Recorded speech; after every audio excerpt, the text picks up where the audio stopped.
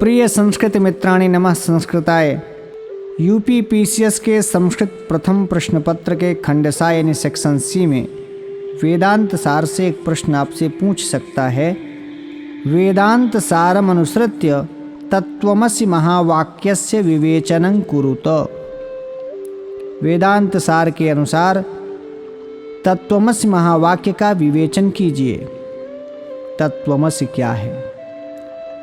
वेदांत दर्शन के प्रकरण ग्रंथ वेदांत सार में आचार्य सदानंद ने 4 महावाक्यों का वर्णन किया है, जिसमें तत्वमसि उपदेश वाक्य है।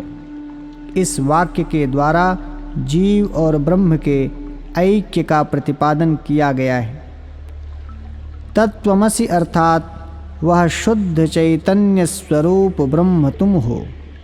यह उपदेश वाक्य सद्गुरु अधिकारी शिष्य से कहता है। यह तत्वमसि वाक्य 3 प्रकार के संबंधों के द्वारा अखंड अर्थ का बोध कराता है। इदं तत्वमसीति वाक्यम संबंधत्रयेण अखंडार्थ बोधकं भवति। संबंधत्रयं नाम पदयोः समानाधिकरण्यं पदार्थयोर्विशेषण विशेष्य भावं प्रत्यगात्मलक्षणयोर्लक्ष्य भावश्चेति। वे 3 संबंध दोनों पदों का समानाधिकरण संबंध, दोनों पदों के वाच्यार्थ में विशेषण विशेष्य भाव संबंध एवं प्रत्यगात्मा और दोनों पदों के वाच्यार्थ में लक्ष्य लक्षण भाव संबंध। समानाधिकरण संबंध क्या है? आइए समझते हैं। समानाधिकरण संबंध की व्याख्या में आचार्य सदानंद 2 उदाहरण देकर समझाते हैं। सोयम देवदत्तः तथा तत्वमसि। इन दोनों वाक्यों का उद्देश्य एकत्व की प्रतीति कराना है। सोयम देवदत्तः, यह वही देवदत्त है। इस वाक्य में सह शब्द भूतकाल विशिष्ट देवदत्त का वाचक है और अयम शब्द वर्तमान काल विशिष्ट देवदत्त का वाचक है। इन दोनों शब्दों का एक ही देवदत्त रूप व्यक्ति में तात्पर्य होना समानाधिकरण संबंध है। उसी प्रकार यहाँ तत्वमसि इस वाक्य में भी तत्पद परोक्षत्व आदि गुणों से विशिष्ट चैतन्य का वाचक है और त्वम पद प्रत्यक्षत्व आदि गुणों से विशिष्ट चैतन्य अर्थात जीव का वाचक है।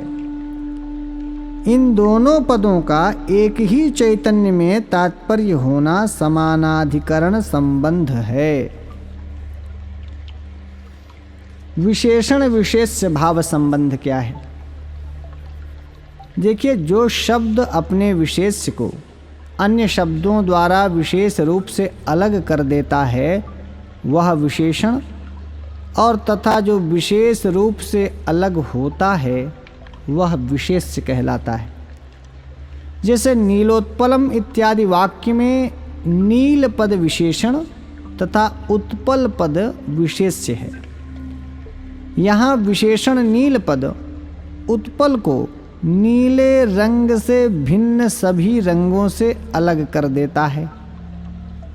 इस प्रकार विशेषण न केवल विशेष्य की विशेषता प्रदर्शित करता है, अपितु उसके विरोधी धर्मों से भी उसकी भिन्नता बताकर विरोधी धर्मों का व्यावर्तन कर देता है।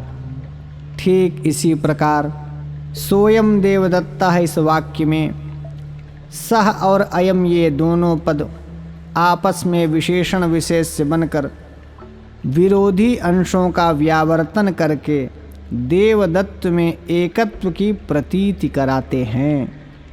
इस वाक्य में सह शब्द के वाच्यार्थ अतीत काल विशिष्ट देवदत्त और अयम शब्द के वाच्यार्थ वर्तमान काल विशिष्ट देवदत्त में पारस्परिक भेद के व्यावर्तक होने के कारण विशेषण विशेष्य भाव है।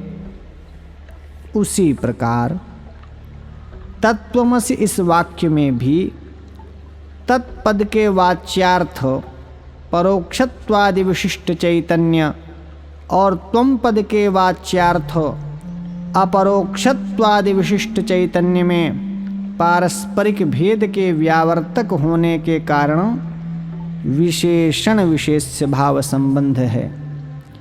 लक्ष्य लक्षण संबंध सामान्य रूप से अभिधा शब्द शक्ति पदों के साक्षात संकेतित अर्थ का बोध कराती है, किंतु मुख्यार्थ के बाद होने पर रूढ़ि अथवा प्रयोजनवश उससे संबंधित लक्ष्यार्थ की प्रतीति लक्षणा शब्द शक्ति द्वारा कराई जाती है।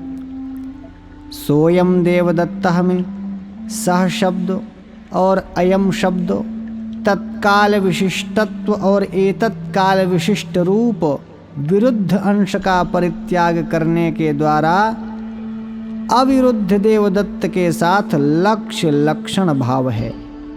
उसी प्रकार तत्वमसि वाक्य में भी तत् और त्वम पदों का अथवा इनके वाच्यार्थ का परोक्षत्वादि विशिष्टत्व और अपरोक्षत्वादि विशिष्ट रूप विरुद्ध अंश का परित्याग करने के द्वारा अविरुद्ध चैतन्य के साथ लक्ष्य लक्षण भाव है। इसी लक्षणा को भाग लक्षणा या भागत्याग लक्षणा या जहद जहल लक्षणा भी कहा जाता है।